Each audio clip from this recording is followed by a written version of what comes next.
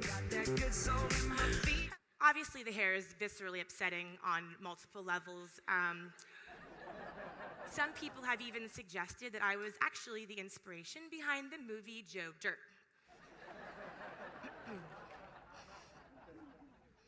So what's happening here with my perm mullet, which was part perm, part mullet, right, is that we have two completely different worlds of hairstyles somehow simultaneously existing, which is kind of a little bit like social media, right?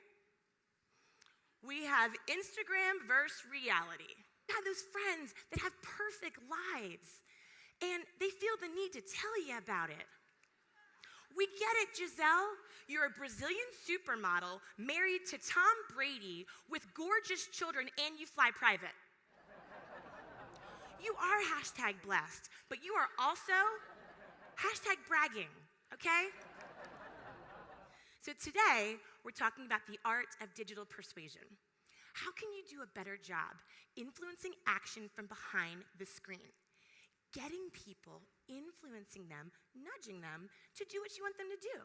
The next time that you are trying to figure out what to write, what to create, what to say, to persuade a customer, a client, a family member, a friend to get on board with you, this is exactly what you do.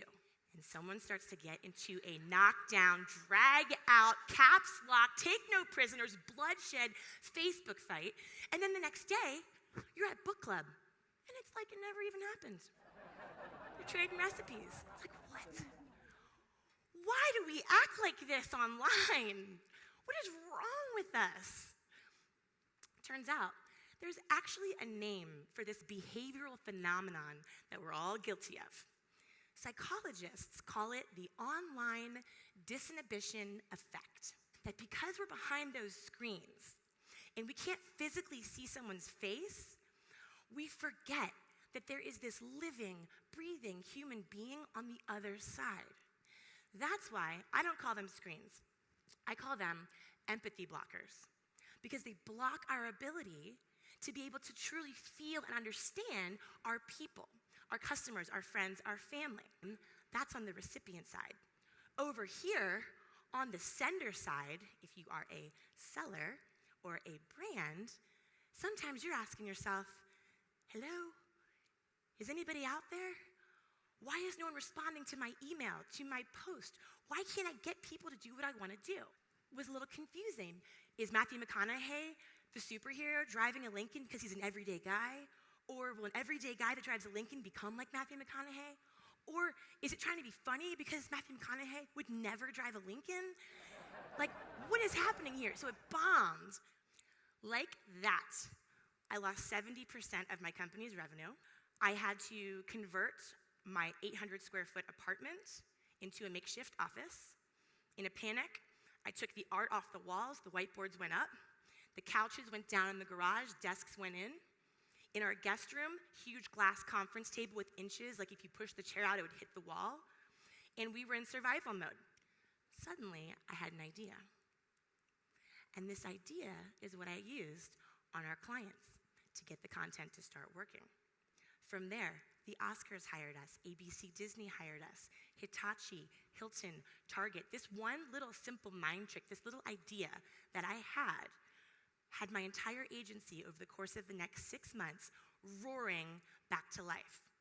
And so I'm going to share it with you today because I want to take this secret weapon, as ridiculous as it sounds, and I want to give it to you because I want you to be able to do the same thing. Is can you push yourself through as a digital marketer, a digital seller, as a communicator in the modern marketplace? Can you challenge yourself to say, can I approach this differently?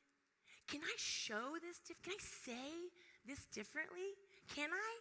And you try to reframe the conversation. You can't control algorithms and newsfeed updates, and there's an advertising change. I mean, the US government can't control Zuckerberg.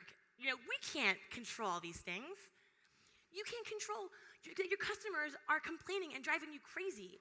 You can't control that your friends aren't doing what you want. You can't control that fanny packs are back in style. We can't control these things. What you can control is how you choose to react to it. What you choose to type and text and tweet.